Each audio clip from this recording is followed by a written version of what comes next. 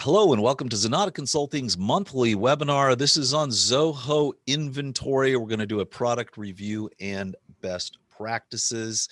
Thank you for joining us so much today. If you have any questions while we're doing the webinar, please drop them into the Q&A box, not in chat, and we will get to them at the end of the presentation.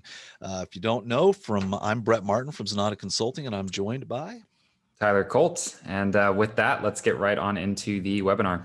So with that, today we're going to talk, I'm going to give you a brief product overview of Zoho Inventory. Then I'm going to take you through all the settings. Then Tyler is going to talk about item management, order processing, and purchasing, which should get you pretty much going, I would say, at that point in time. And then if you're using inventory, and then we're going to have a Q&A where we will try to answer all of your questions. With that, I'm going to go right on into the overview. So if you are not familiar, Zoho Inventory is part of the Zoho Finance Suite. So if you've ever used Zoho Books or Zoho Subscriptions or Zoho Invoice, basically inventory just fits right into that group. So a lot of the menu items, and it actually shares a common database between these. So these are 4 apps that share a common database. So a lot of things are going to be very, very similar. Matter of fact, there's an entire group of them: customers, retainer invoice, sales invoices, payments received, vendors, purchase order bills, all that. We're just going to kind of skip that because if you're really interested in those, you want to know what those are all about, you can just go watch our Zoho Books webinar, and we kind of cover those in detail as there on that webinar. But kind of moving through, the dashboard really can't be configured. You get what you get with this dashboard, and it's got, basically the things you'd kind of want to see. How many products you have, where they are, what status they're in, all of those, what your total costs are. So this gives you at a glance pretty much kind of what you want to know: what needs to be packed, what needs to be shipped, what's been delivered, what needs to be invoiced, all that basic information. And then you can go to your items. So if you go into items are products, but they can also be groups. So you've got a lot of things you can do here with your items. You'll want to configure items first, but then you can go into item groups, and in item groups, you have the choice of setting up a group that is basically, say you've got a t-shirt, but it's the same t-shirt, but it's different colors. You can basically put those in a various group. Then you've got your standalone items. These are one-off. It's a unique vase or whatever, and you're just basically doing that as an item. Then you can also build your composite items. So this we talk about a lot when we're working with people in inventory, and this can get rather granular. So maybe in your inventory, you have a box and you have a label, and you've got a bottle, and you've got a label for the box and a label for the bottle.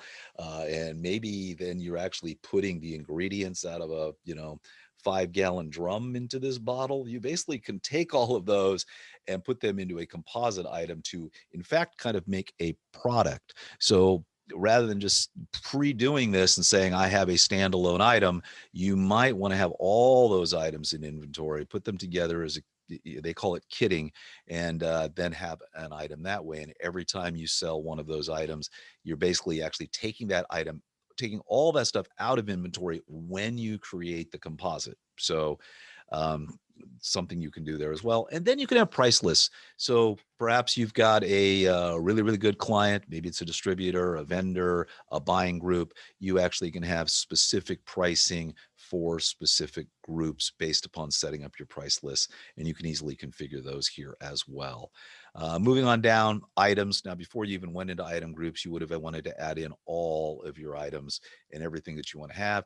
Very simple to go ahead and add in items, and this is kind of where you put all of that that information in one item at a time, and Tyler's going to go through that in detail a little later on. And then you have inventory adjustments. This is, again, very, very simple. You basically can say, hey, I want to make an adjustment. And when you do so, you have the ability to say it's a quantity adjustment, it's a value adjustment. You can have reasons for this. They give you reasons like, we lost it, it was broken, it was lost in a fire, whatever you want to come up with, you can have your own reasons there. In this case, there's 30 on hand. I'm making it a new quantity on hand of 100. So we've adjusted it by 70. So you can do these quick little adjustments inside of your overall inventory. Oftentimes, you're going through, you're doing a count of all your inventory and something's off by 2 or 3. Maybe it's lost product, whatever. This allows you to quickly do adjustments to your inventory. And then let's talk a little bit about packages. The packages tab is really going to tell you what's not shipped, what's shipped, and what's delivered. Now, if you integrate with something like After Ship, these will automatically be updated as you go through.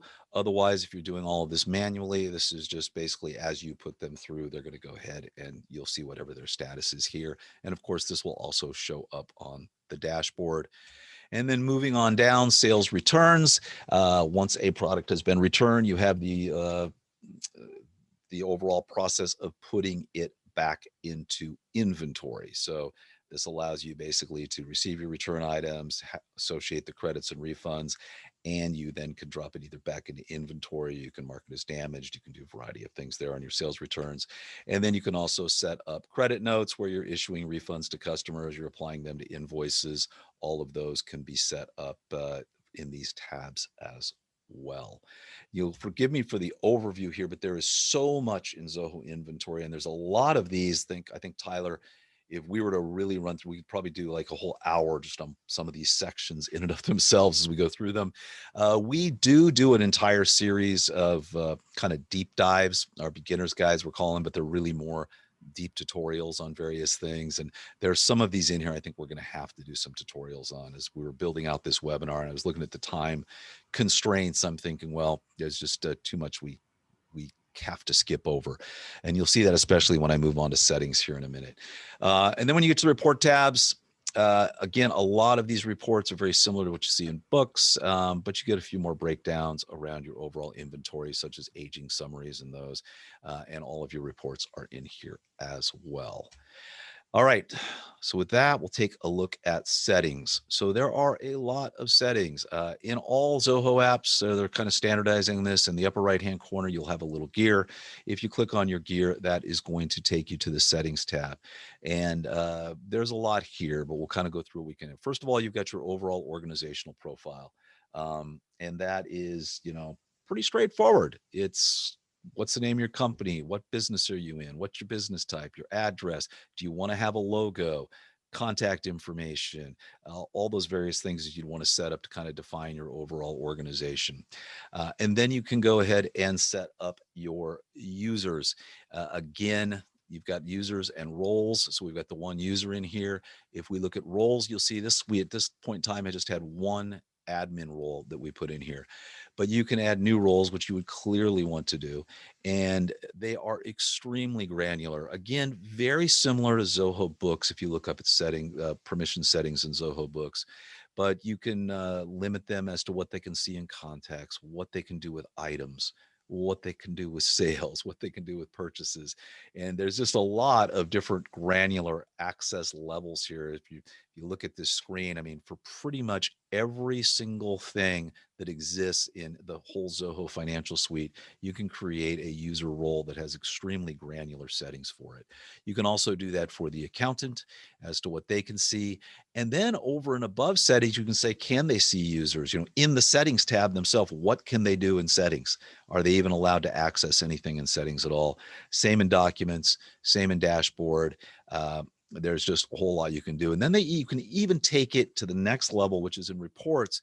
You've got is enable full access for reports. But if you disable that, then you can go down into the report level and say, here's what they can see in reports. So each person on a very, very granular level. I think that of all the Zoho products, the actual roles that you can set up in the finance suite are probably some of the best. I'd love to see something like this in Zoho Sign and some of the other apps, but they really do a fantastic job with user roles here. All right, moving along then, we'll talk a little bit about warehouses. And this is kind of important because you might think of a warehouse as just a building, but for a lot of people, it's a lot more than that. And you will want to set up warehouses. Maybe you've got a truck And a lot of times a truck is considered, so you've got a fleet, they're out on the road, whatever inventory is sitting inside that truck, you kind of treat that as a warehouse as well. So if you want to know where everything is, where its location is, what it's on, by setting up all these individual warehouses and then putting all of the products and goods inside of whatever warehouse or vehicle they may be in, this is an easy way to track that as well. And then kind of scrolling on down, you have preferences. I will not go through this in detail, but if you see everything we're talking about here, you can set everything that runs down that preference pane. You have deep, deep, deep granular preferences that you can set for each and every one of these. And I think, Tyler, you covered a little bit of this, I believe, as you're going through in your section. But again, a little different than some of the other settings, but it's, how do you want to do things? Do you give discounts? Do you want to attach PDF? This is just in the overall general sessions, retainer invoice, pick list. It goes on and on and on. We probably could do a section on this preferences, and I think we probably will. You also have currencies. If you're dealing with multiple countries, you can go ahead and manually set up your currencies. So you can say, here's the exchange rate and here's the date I actually set that exchange rate inside of inventory.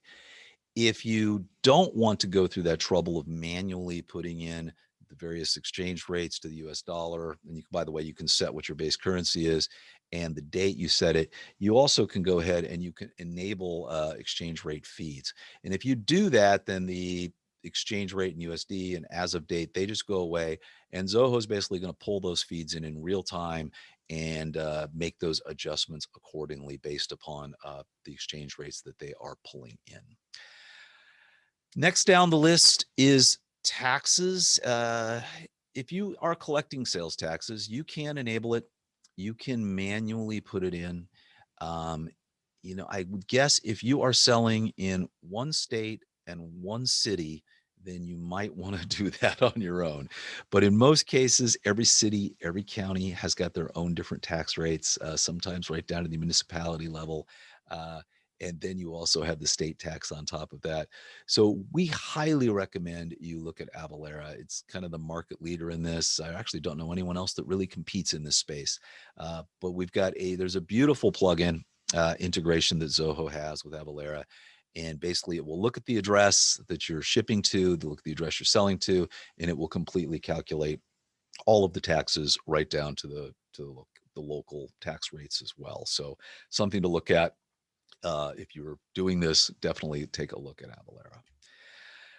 And then we have reporting tags. If you aren't familiar with these, when you're doing a transaction, an invoice, pretty much there's many places you can use reporting tags. You might want to be able to filter on something different than Zoho's basic fields that they give you. So with the reporting tag, I've got one here where it's buyer type, and you basically can create this and say, look, it's a distributor, it's an end user, it's a reseller. You can have as many options as you want. And this can really, really go deep as you look at this. Is it a return product? Is it a new product? I mean, people want to there's so many levels of granularity you can get with this, and it really does make your reporting much simpler at the end of the day, because otherwise everything's kind of lumped into one bucket. And with this, you can do so much more. All right, and then templates. Again, I think just like preferences, I'm not going to really dive deep into these, but for every single type of transaction you might want to do, sales order, packing slip, shipments, invoices, credit notes, purchase orders, on and on and on, you can customize your templates look and feel. They give you some to choose from. You've got standard templates, but you can, within Zoho's framework, rearrange these and kind of, add some columns, add some fields, move some things around, maybe actually do something where you're inserting a field from another template, or from another, put a custom field in, I should say. So there's a lot you can do here. Again, we're not going to go through every single template, but if you play around with one, they are pretty much all the same. And one little note on the templates as well is that if you do want to customize them with your own HTML, though it's not on by default, if you get in touch with Zoho and ask nicely, they will oftentimes turn on the ability to add your own HTML to these. So though, of course, you can edit the PDFs and kind of resize and reposition things, if you want that full ability to customize, there is a pathway. You just have to go through Zoho to get it turned on. Yeah, we should turn that on. That's one of the interesting things people often lose. If you're in Zoho CRM and you've got all of the financial stuff that's in base CRM, those are all HTML based templates. And oftentimes people have gone through and highly customized them. And then when they move from the financial suite, well, you really don't want to have in CRM invoice, or, you you could have doubles of everything. So oftentimes you'll turn those off and you lose that complete ability. And we just found that out, I want to say 3-4 weeks ago, that's kind of a thing you can do. And it's pretty big because you can do pretty much anything with it at that point in time. All right. And then customizing emails, every single email you would want to send out, you can change it and you can completely customize it. It's very much like templates. I mean, every notification, anything you want to do, all of the email templates are here, and you can go ahead and customize those to your heart's content. The ones they come with are fine, but I think a lot of times people want to kind of move it around, change it completely. And since it is just straight up HTML, you can do whatever you want with the emails. On top of just the general emails, they have a reminder setting. This is emails as well. So you've got some emails here you can customize for overdue invoices, sent invoices, and you can basically create all these custom reminders and set up whatever rules you want to have them go out. And again, those are emails as well. And if you've turned on SMS, I think some of these reminders can go out through SMS as well. All right. And then on automation, there's just a whole ton you can do on the automation side. If you're familiar with other Zoho apps, you can have workflow rules. Those are kind of the big ones. Field updates. If you do something here, update a field here. Webhooks, pull information from other applications. Custom functions using Deluge to do all kinds of things. There's just a lot you can do inside Zoho Inventory on the automation side. And I think in many cases, that's where people come to us, Tyler, because they really want to do some custom stuff. And that's where you would kind of pull all of that in. And that, in a way, ties into the developer space. Tyler, why don't you take us through this developer space here real quick? There's kind of a couple different usages for the developer space. The first one is setting up connections. Basically, a connection is something that you set up for the entirety of Zoho Inventory to some kind of third-party data source. So that could be to a different Zoho app. That could be to QuickBooks or a third-party processor. Basically, the advantage of coming in here and setting it up as a connection is that you can use that same connection for a variety of functions rather than having to get an authorization for each individual function. So if you do have a developer who's going to work within inventory and set up some integrations, you want to point them to this section. It's going to save them a little bit of time and suffering having to build out a connection for each individual script that they're writing. And the other section here within the developer space is for API usage. Under API usage, this is actually kind of new. They basically give you a line-by-line breakdown of what all is using your API credits. Again, kind of something for developers that's important to know is that even if you're using a Deluge predefined action, like an update record or create record, that still technically counts as an API call. So just something to keep in mind as you're running any functions, that you want to be as efficient as possible and minimize API calls so that you can automate even more actions inside of inventory.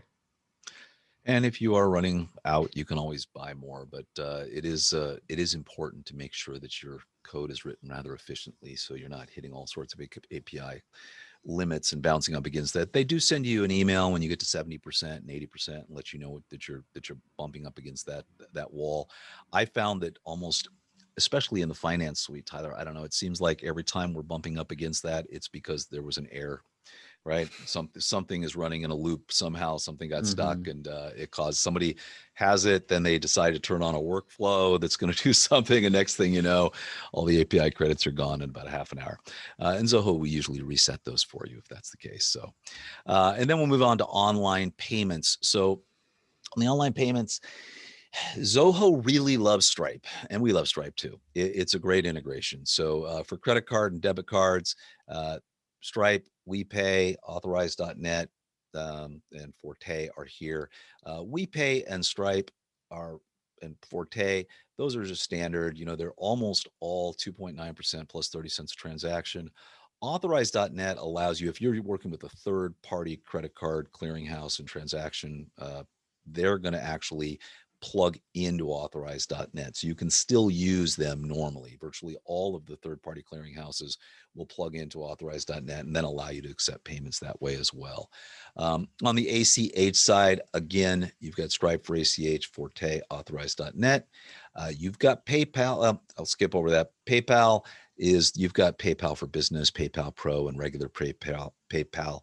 And then Ideal actually is just using Stripe as well. So if you're using any of those, that kind of those are your overall payment options for accepting payments automatically on your invoices. Your invoice goes out, it's got a button, make a payment, they click the payment, and whatever you're set up with, they're able to go ahead and pay that directly online.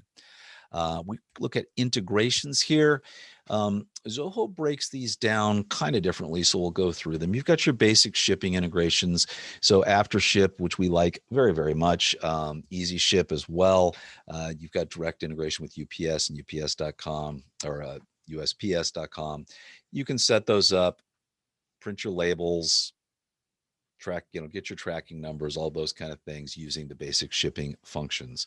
The shopping cart is what most people would call their e-commerce solutions. So if you're using something like WooCommerce or Shopify, you've got Magento, or using Zoho Commerce, this is basically going to integrate with that in one way, shape, or form. Well, there's a whole bunch of trickiness around this, by the way, especially if you're using third-party ones. If you're using Shopify and Zoho Inventory, you're going to want to create everything in Shopify first and let it pull in.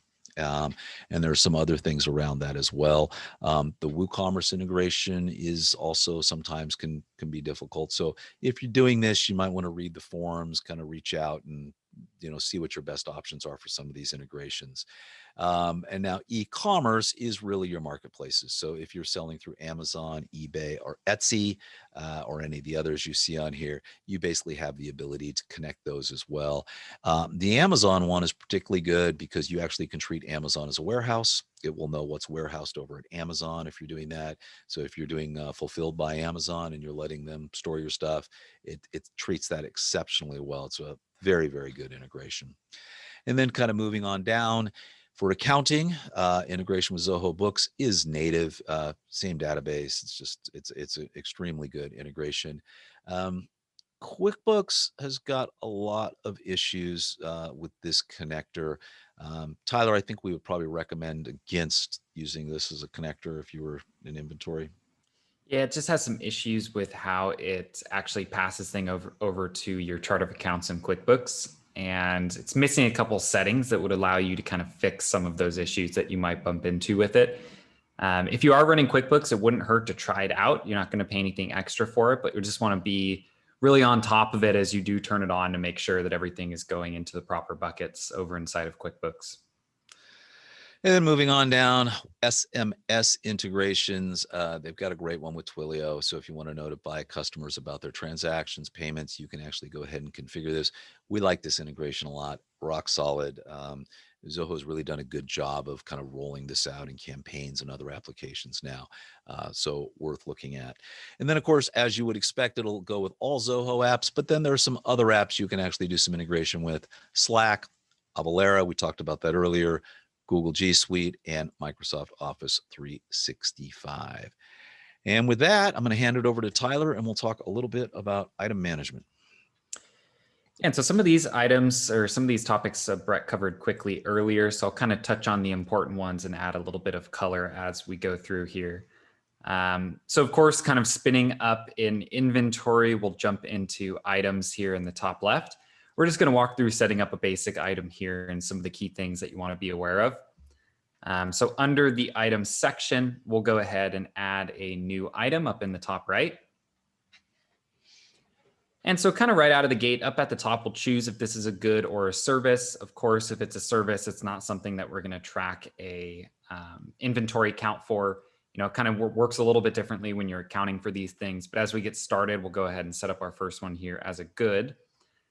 Kind of running down the page, of course, we're going to give a product a name as well as a SKU. And then lastly, we're going to choose what kind of unit we want to track this in. Those are customizable. They have examples anywhere from by the box, by the ounce, by the inch, right? So it kind of just depends on what one unit of this product would look like for you. And then down below, an important one is to make sure that you have your dimensions and weights for the product set up. That'll just have an effect once you get into actually doing your packaging, especially if you're using an integration to a service like EasyShip. If all your various products have a proper dimension and weight, a lot of those platforms can actually suggest a good box size or shipping option based on some of those parameters. So if you're pretty consistent about adding them in, it's just going to save you time later when you go to actually ship things out. Then down here at the bottom of the page, of course, we're going to fill in what our default sales price for an item is, what our default purchase price is, as well as what our inventory count is going to be. Now, in this case, because I am adding a new item, it's going to ask me for what my opening stock was and how much I paid per unit for that opening stock. That's just going to affect what it's going to add into your active inventory assets. One thing that's important to note here is that even though I'm setting a sales and a purchase price, when I actually create a sales order or purchase order, I can always edit those prices for a specific order. Now, of course, sometimes you'd want to do that as a discount, or sometimes you want to edit the base price just based on your use case. But it is just important to know that you're not locked in stone once you add those. Additionally, we'll see here it's kind of adding to some standard accounts. So an account for sales, an account for cost of goods sold. If you break those out further inside of your chart of accounts, then you can assign different items to different account entries, based on however you'd like to group an account for the sales and purchases of those items. And so once we have our item created here, it'll add itself to our list of active items. But if you do have a large amount of SKUs or a lot of inventory, you may want to do this via an import. You don't have to go in and add each item one by one. So to do that, up there in the top right under the 3 lines, which is one of Zoho's universal symbols for more, under there we can go ahead and import some additional items. On this page, it is going to give you an option to download a sample file. What we actually recommend doing is adding a product and then exporting your items first and using the exported spreadsheet to add all of your values to get it imported. There's just a couple little oddball columns that will add that actually are pretty important in terms of like your purchase account. They have an item type, which is important for turning on if it's a purchasable or inventory tracked item. Number of items. Yeah, and so when in doubt, just pull that export of 1 and then use that to get your import done. But in this case, we'll go ahead and kind of move forward here. Again, you can use that sample file and it's going to give you the baseline of what you need. You'd probably just need to do some edits after the fact. And then similar to importing into any Zoho application, it's going to give you a page like this where we basically line up the field inside of inventory there on the left with the column inside of the spreadsheet that we want to use to fill in that field. You can also do this as an update. So if it's seeing an existing item with that same name, it's going to update values rather than create a new item. So it's pretty good at identifying those duplicates as long as the names of everything's match inside of inventory and your spreadsheet that you're importing. Kind of moving to another function here with items that Brett quickly touched on. So we'll go through this kind of quick. But inventory adjustments are pretty powerful here within Zoho Inventory. So of course, you're going to have that default stock. You're going to be processing sales. You're going to be processing purchases. Those are going to be decreasing and increasing your inventory respectively. But of course, things happen, right? Inventory gets lost. You're going to need to do adjustments and recounts periodically. And so to do that, we can go ahead and add a new adjustment here. Like Brett mentioned, there's a variety of different reasons that you can do an adjustment for. So in this case, I like that one of their defaults here is stock on fire, which is hopefully not too common where it would need to be a default. Common one that we'll use is things like stock taking results, right? You've gone in there, you've counted all your items, you find there's some changes you need to make. And then down here, of course, we'll start adding in our products. You can do this either by changing what the new quantity on hand should be, or you can say, I'm going to adjust this by 5. So you can kind of do it either way. Then it'll give you kind of a readout of what your new quantity is going to be, what the price is of this. One thing to note is that you can do many items at once. You don't adjust things one item at a time. So if I had 10 different products that all needed to be adjusted, I would just add 10 rows to this and do it all as one big bulk adjustment, so that I can do everything at once. Now, one last little note around this that is important to know is that if you can do an inventory adjustment and backdate it. So maybe I took inventory on May 31st, and but I didn't get around to running the import into today. You can run it based on a previous date, but it's going to use the stock that you had on hand that day as you're doing this adjustment. So you might have to adjust a few things. And kind of the long story short there is you want to do this adjustment the same day that you did the count. It's going to save you a little bit of pain and suffering of having to tweak things a week later when there's been more sales or more purchases and you have different stocks on hand now. And so once we have that completed, of course, it kind of adds itself to a running list of all of the adjustments that we've ever made. They come with a list of any of the reasons that they were made and then who actually did that adjustment. So you kind of have a running timeline on any of these records and what exactly happened to change the inventory. And so with that, now that we kind of have a baseline of the items, how to create them and manage the inventory, we'll walk through kind of the standard order processing steps. Once a customer submits an order or once the sales rep kind of closes a deal and we're ready to start processing that sale.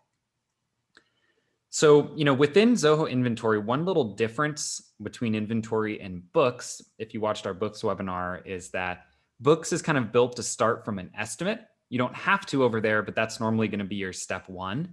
Within inventory, you don't use estimates. Things just go straight in as a sales order.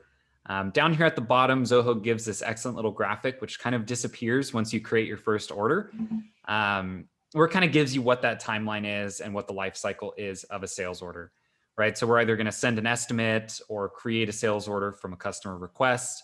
Once we confirm that sales order, we can go ahead and convert it to an invoice to be paid and a package to actually ship it out. And if necessary, we can turn that sales order into a purchase order to actually, backfill whichever stock we're using to fulfill it.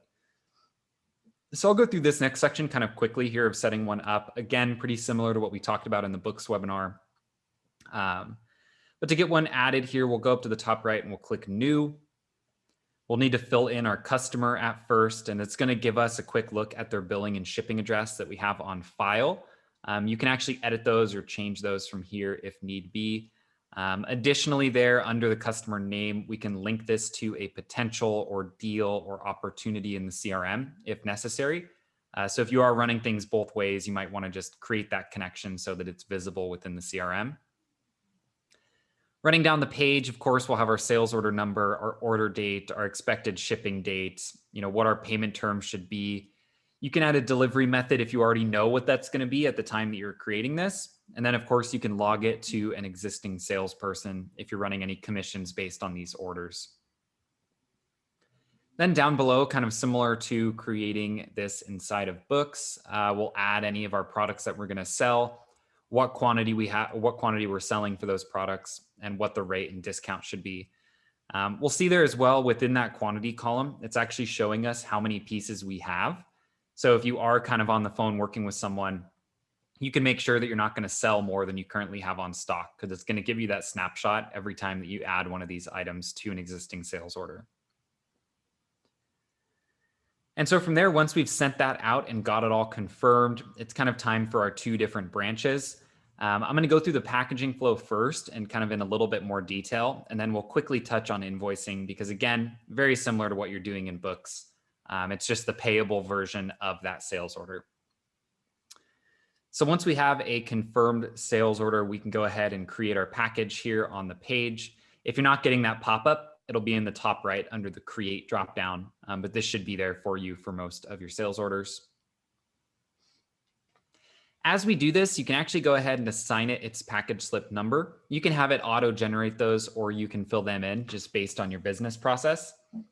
Up in the top right is where you'll see the evaluate packaging geometry.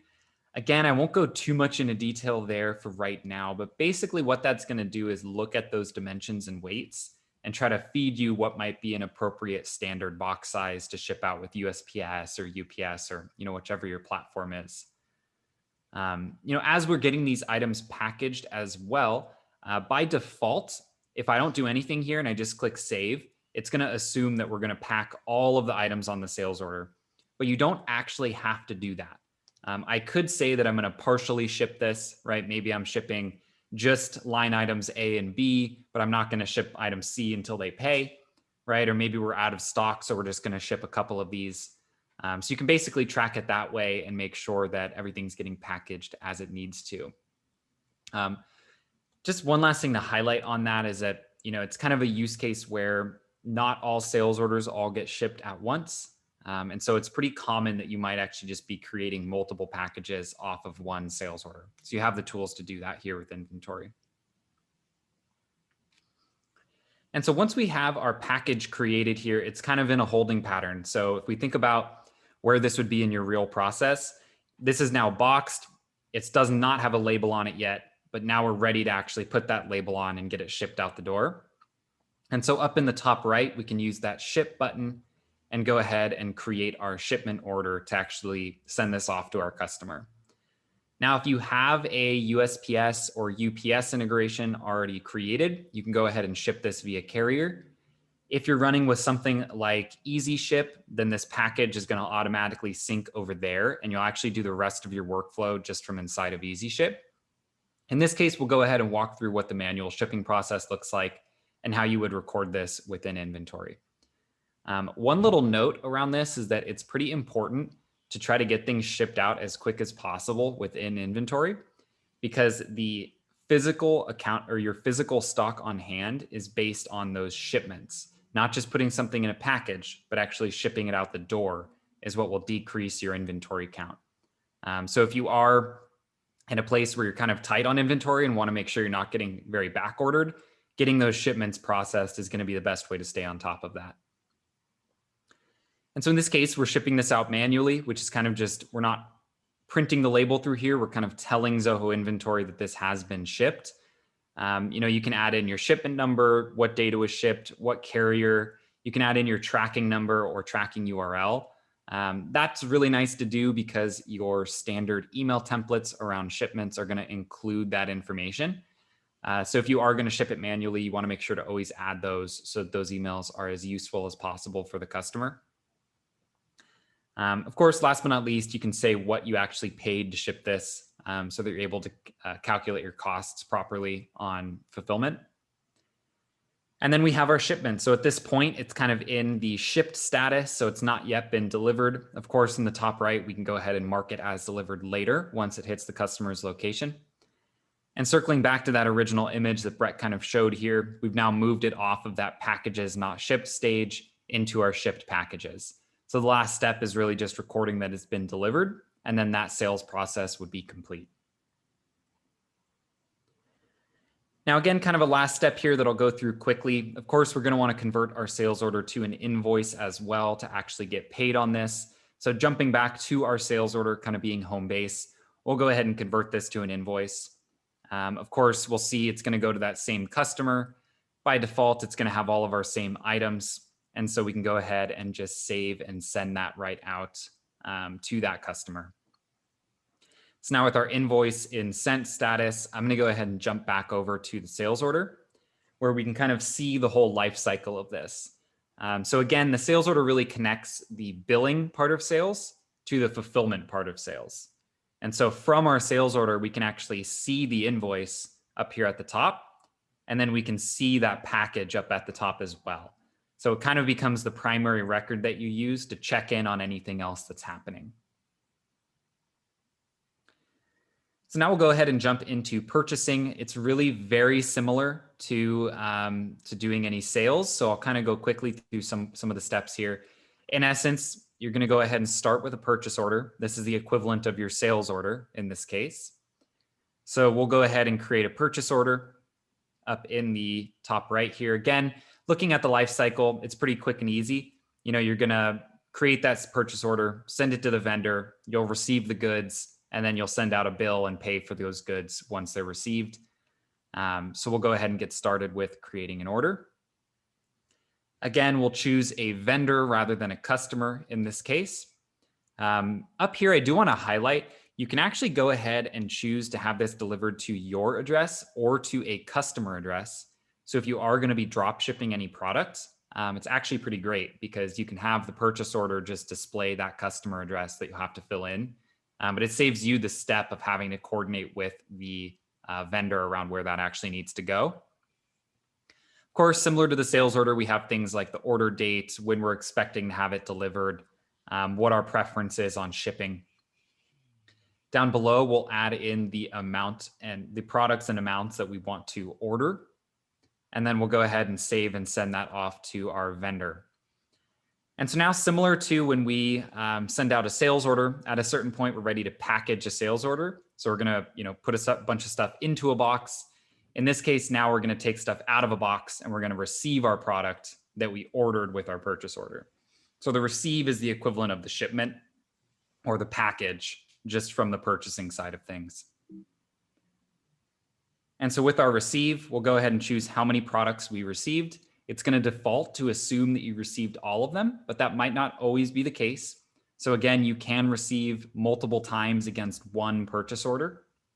In this case, we'll go ahead and assume that we received all of our products at once. And now we have a very basic little record here connected to our purchase order, just to mark that we actually now have this stuff in warehouse. And so again, thinking about our physical stock on hand, this is the point where it goes up. So in the same way that once we've shipped a package, that will make our inventory go down. Once we've actually received on our purchase order, that'll make our inventory go back up. Up here at the top, I wanted to highlight this, so I left the message up. Once you have created a purchase receive, you'll need to bill from what's been received rather than the purchase order. It's kind of an odd little thing that inventory does, but I wanted to highlight it in this. Basically what it's assuming is that you might actually receive more than once. So once you've processed that receive, you want to actually bill out for what's been received and not for the full purchase order.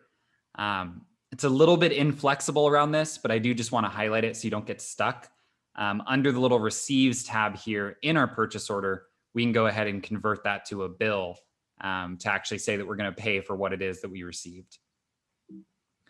And so kind of jumping into converting to a bill, what it's going to do is when we bill off of that receive, it's going to grab the quantity that's been received and the purchase rate, and then go ahead and prepare a bill that we're going to then mark as paid to this vendor.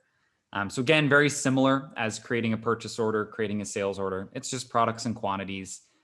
In this case, we're just saying that we're going to bill out for this. Again, this is where the financial or the accounting part comes in, where the bill for purchasing is equivalent to your invoice for sales. And so this is where your accounting stock is actually going to be affected. And last but not least, once we have created the bill, now it's time to actually record payment for it. There is a whole set of approval processes that you can build into books and inventory if this needs to go through any approval steps. In this case, we'll keep it simple and we'll go ahead and record our payment for this. So this is basically saying that we have paid our vendor for this bill. Again, we'll go ahead and say how much we paid, if there were any bank charges, what payment mode we had, and which cash account this should come out of. And then we can go ahead and save that. If you did pay it with a check or anything like that, you're able to actually attach a file. So you might want to grab an image of that check and save it. Or if you received any receipt from the vendor, you might want to scan that and attach it here as well. So you're actually able to go ahead and attach those files. And then lastly here, kind of similar to what we did with the sales order, I think it's good to highlight that this purchase order is really the parent record of this process. And so from our purchase order, we can see all of our bills, so all of the money that we've paid out for this order. And then we can see our receives, which is all the product that we actually got into our warehouse from this purchase order. So again, really any questions around where things are, you always want to start at the purchase order or start at the sales order and dig down from there. And with that, we'll kind of open things up for our Q&A. I know we have a couple questions here. Yeah, we've got one from an anonymous. Can inventory dynamically sync with CRM products? Yes. Once you connect the finance suite to the CRM, the products in basically the finance suite will now be populated with anything that comes. Products in CRM will now flow into basically into the finance suite and vice versa. So if you add a product into the CRM, it's going to go into books. You add a product in books, it's going to go into CRM. It's not immediate. There is about I don't know, anywhere from a 1 to a 3 hour delay between those synchronizations between the two. Actually, I think if you add it into CRM, it seems to get over to books much quicker. But if you add it into books, it's going to take a little way coming the other direction. But yes, they actually do. They do synchronize. Yeah, then we have a question for where would I actually find the info for shipping costs within the reports, or kind of, where would you actually suss that out? They do have some reports within books that should capture your shipping cost. Oftentimes what we do, especially if you are on Zoho One, is we just pull that data over into Zoho Analytics. We find generally that it's a little easier to slice and dice things and see what you want to see within analytics. I mean, a big use case there is, books might give you a report that just shows all of your shipping costs, but maybe you want to say, you know what, there's actually 2 different product types, and I want to see our shipping costs per unit of these different types. Or maybe I want to see shipping costs to certain states, right? And so you might want to slice it more. So oftentimes we just pull things into analytics because you're able to do that there. And then we have another question. We mentioned that inventory doesn't decrease until it is shipped. Is this the same when you're dealing with e-commerce and receiving payments upfront, as opposed to creating an invoice and receiving a payment at the end of the workflow? Depending on the integration you're using, Tyler, correct me if I'm wrong, say you're with Shopify, as soon as that order is actually made on the Shopify platform, it does decrease your invoice. Well, so it depends. It depends on all your on which stock you're thinking about and kind of what the workflow is. So I'll kind of give a summary first, and we'll look at that use case. So when you're looking at your inventory counts, there are 2 different counts that are going to be given to you. There's your accounting stock, and then there's your physical stock. And so with your accounting stock, that's going to be based on the flow of money. And so when you have a paid invoice, it's going to fully decrease that stock. And when you fully pay a bill, it's going to increase that stock. When an invoice is sent or a bill is sent, it'll move things into committed or incoming stock, but will not actually remove them from your stock on hand until those orders are paid, or the invoice and bill is paid. With your physical stock, that's really just thinking about, what do I have in my warehouse right now? And so with your physical stock, it's only going to decrease when a package is shipped or when a receive comes in off of a purchase order. So when you're doing an e-commerce integration, now it depends on the specific platform. With Shopify specifically, those just come in as confirmed sales orders. And so based on your settings, the default setting, a confirmed sales order would really just be moving things into some committed stock. What we'll oftentimes do is just write a piece of code that when a Shopify order comes in, we create an invoice and mark it paid, so that it removes it from your accounting stock right away. Because really, if an order is being placed on Shopify, it must be paid in order for it to be placed, unless you have some different rules on your website. So oftentimes we just kind of automate that step. And then when it comes to your, again, physical stock, that you're just going to run through your standard packaging flow, and that'll stay accurate for you. Then we have a question from Andre. Will Shopify automatically sync items into inventory? Or if we create a new one item, will we have to create it in Zoho Inventory? No, it will sync. It will sync from Shopify to Zoho Inventory.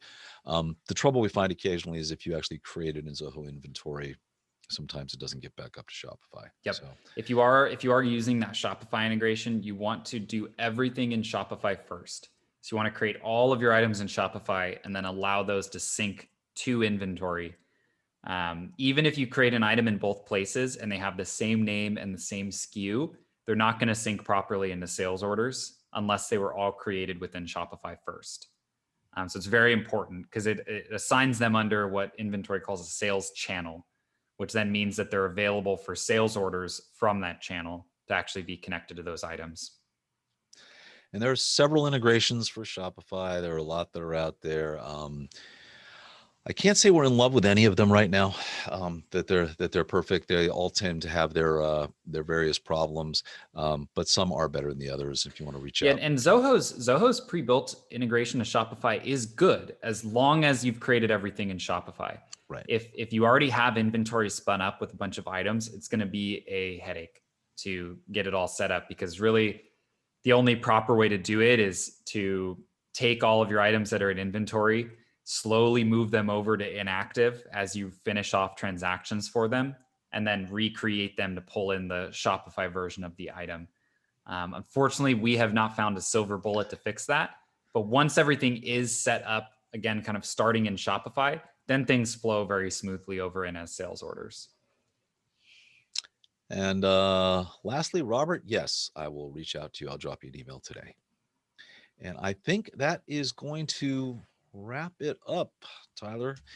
So with that, I want to thank everybody for attending. If you have any questions or comments, you can email us at info@zenatta.com, or just head over to zenatta.com or crmzen.com and you can drop us a line there. And of course, we'd love if you follow us on any of your social media platforms and subscribe to our weekly podcast, where we talk about basically all of the Zoho news from each individual week and some of our thoughts. Of course, we'd love if you subscribe to our YouTube channel as well, where we publish all of our webinar content, tips and tricks videos, and our weekly podcast there as well. Thanks again for joining, everybody.